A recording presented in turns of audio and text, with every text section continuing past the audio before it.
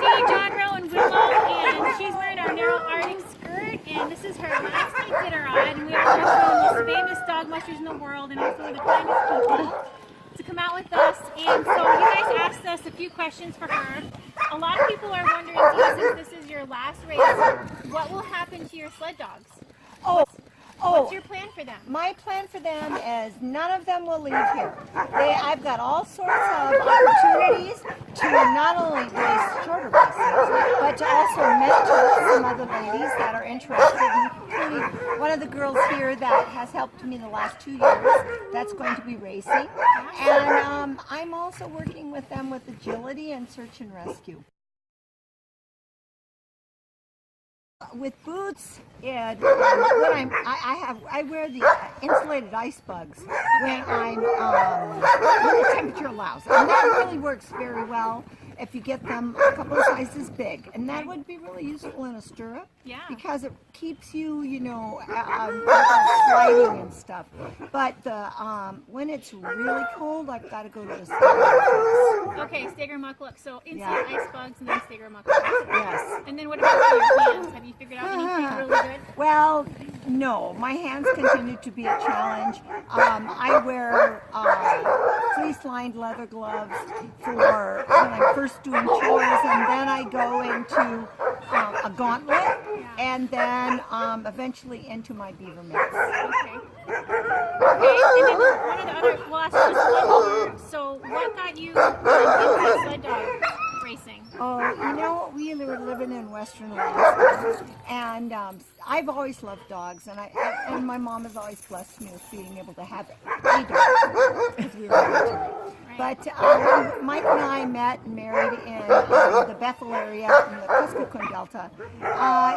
Sled dogs were kind of part of the lifestyle and culture.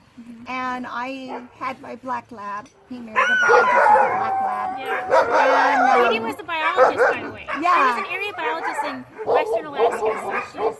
I spent a lot of time traveling in the winter, and traveling mostly by snow machine. And I thought, it would be culturally maybe perhaps easier for me to deal with asking people about the things that are important to them if I traveled by the way they culturally had, which was by dog team. So I got a 5-dog small team, and I traveled to some of the closer villages, and that was wonderful, but before I knew it, I was wanting to see how good my 5 dogs were, according to everybody else's 5 dogs. And within a year, I had 20 dogs, and I ran my first Iditarod in 1980. Wow. And so how long after you got your first sled dog till when you ran your first Iditarod? A little less than a year. Less than a year. And, I wouldn't encourage that nowadays, but I can tell you I had thousands and thousands of miles winter travel. So it wasn't like camping and surviving in the winter wasn't something that I was familiar with. Right. And the other thing is, I had been raised with an ethic for dogs since I was 6 months old. And so there were those 2 different qualities and skill sets in my life that although I hadn't had sled dogs, I had had dogs as part of my family member since I was very small. So it was kind of maybe it was a little soon to go on such an adventure with those dogs, but the fact that I was tuned into dogs as individuals and family members really helped me in that first race. Yeah. Oh, that's so awesome. I have one more question. What do you think you're going to miss? I mean, I know there's going to be a million things that you're going to miss about racing, about doing a long race like that. I know you're still doing some races. Well, the biggest thing is the alone time with just me and the dogs. That I will miss that, because there's great stretches of alone time, which is what I've loved about long distance racing as opposed to sprint racing when everything's in a hurry. I like to just be able to say, hey, it's A-okay for me to just like pull over and hug up on them and love up on them for a while. Yeah. And actually that's to an advantage. And some of that I might miss, but because my whole relationship, and you can see, they live right outside my bedroom window and my kitchen window and my, back room window. The dogs are my life.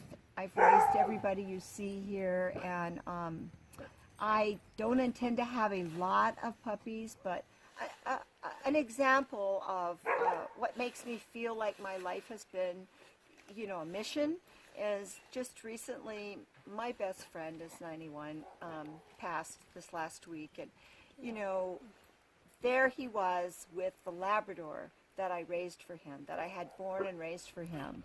And in that same litter of Labradors, Sage sent 2 other elderly people that were friends of my mom and dad's to heaven. And my mom and dad's son Oliver sent mom and dad on to heaven. So that's a pretty special litter, and it's a pretty special piece of my heart that's what my dogs are to me. They're an extension of a mission that God's allowed me to have.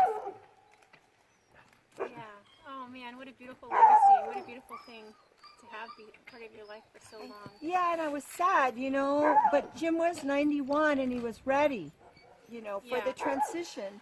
And I was sad because the void on this side of heaven. But I was really thrilled that, you know, the last thing I did for him was to get Aspen all through her vet checks, and I took her for professional grooming, and I bought her a new kennel and sent her with him to Seattle where you know, he passed.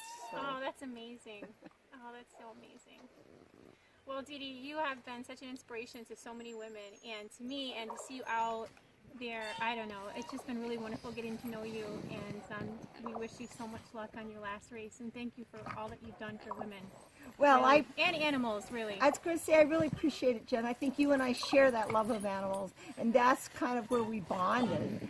And I also am just so appreciative of your, like, experimental mind, because, boy, the minute I saw these skirts, I didn't know you from Kingdom Come, but I knew Steer Mucklucks, and I knew they wouldn't be in that, you know, environment if that wasn't something I was interested in, and that was just really about 18 months ago. Yeah. Well, we're going to get Dee Dee riding horses, so you guys stay tuned for that next, because she's going to be doing this cool stuff on horses. Which I love horses. Yes. Well, thanks so much, Dee Dee. Thanks, guys. Thanks for asking. Thank you.